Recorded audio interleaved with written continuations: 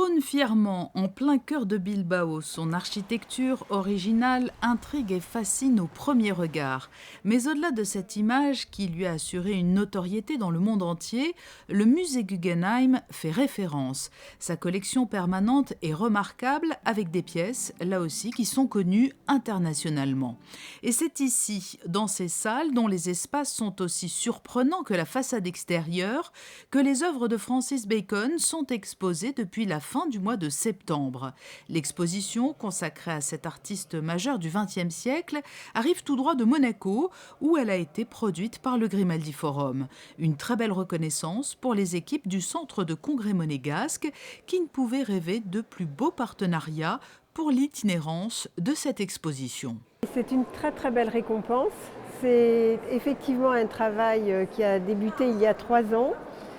Puisque j'étais avec Catherine dans ces mêmes murs pour négocier cette coproduction avec le Guggenheim qui nous avait appelés. Vous savez qu'on travaille ces expositions très longtemps à l'avance et le Guggenheim Bilbao était au courant de notre projet d'exposition.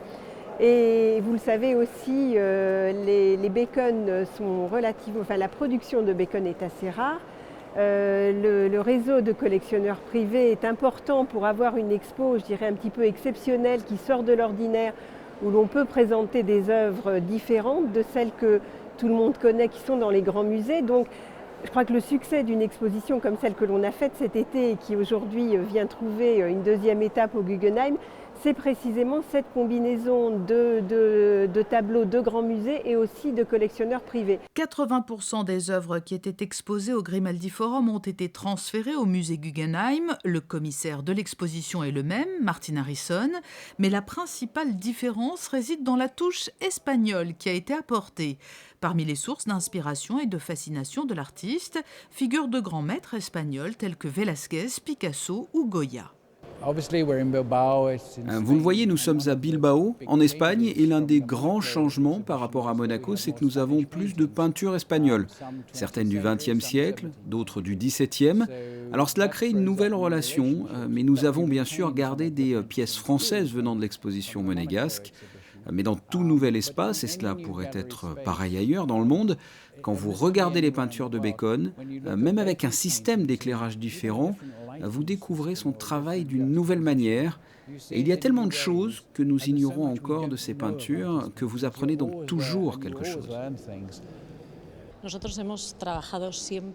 Nous travaillons toujours en prenant en compte d'abord nos espaces. On le fait vraiment pour toutes les expositions. Nous voulons que chaque espace présente une caractéristique bien particulière.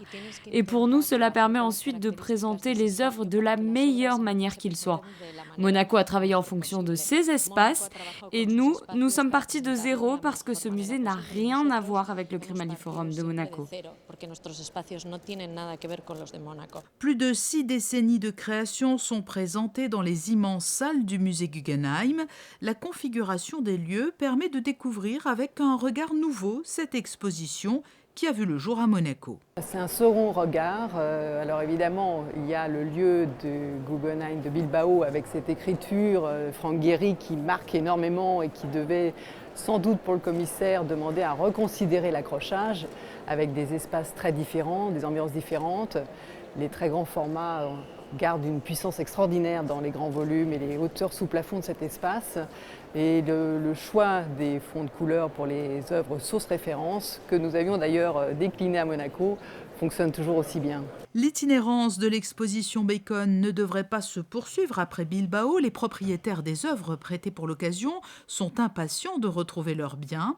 En revanche, le savoir-faire du Grimaldi Forum en matière de montage d'expositions est plus que jamais reconnu, avec des sollicitations devenues de plus en plus fréquentes.